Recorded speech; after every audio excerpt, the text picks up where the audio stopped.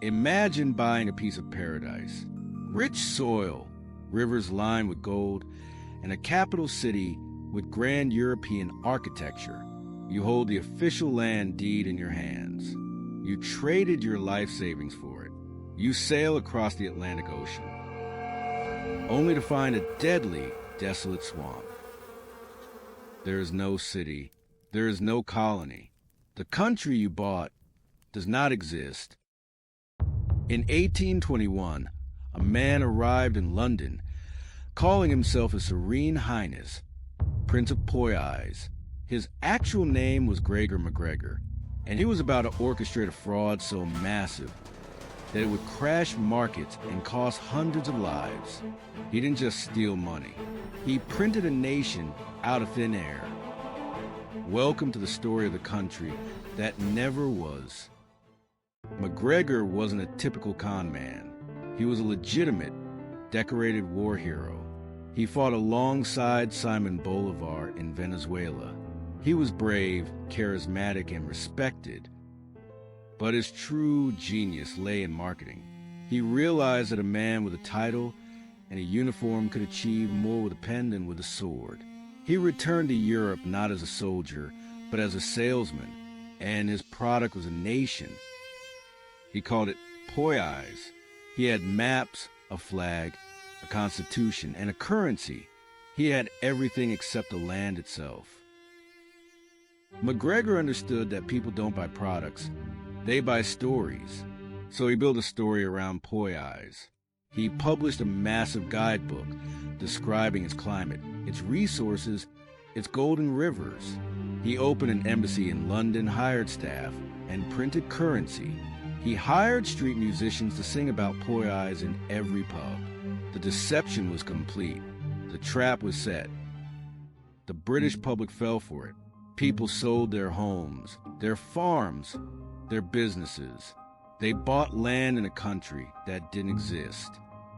But MacGregor wanted more. He targeted the bond market.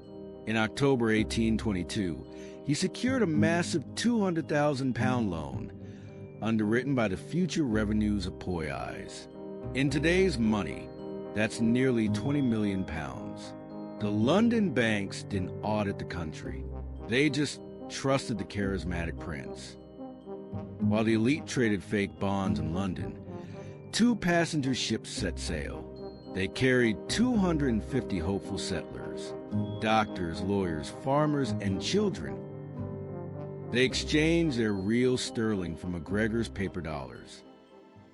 They believed they were arriving at a developed British colony. Instead, they were dumped onto an isolated, hostile shore. The ships left. The nightmare began. No food, no shelter, only disease. Yellow fever and malaria spread through the camp. Within weeks, the first bodies fell. They died holding worthless paper currency. When British authorities finally rescued the survivors, the horrifying truth made its way back to London. The bond market crashed. Investors were ruined. More than half of the settlers died. But where was the Prince of Poyais? MacGregor didn't panic. He just moved.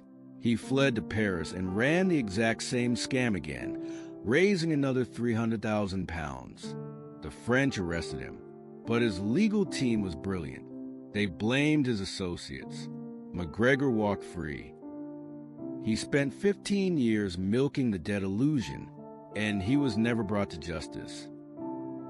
In 1838, he retired to Venezuela as a revolutionary hero.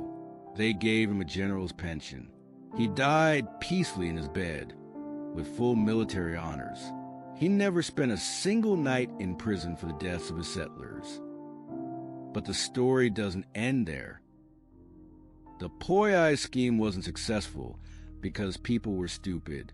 It succeeded because greed creates blind spots. When investors want to believe in a miracle, they stop asking questions. Now, look at the markets today. Fictional digital assets, speculative real estate booms, and projects worth billions that only exist on white papers.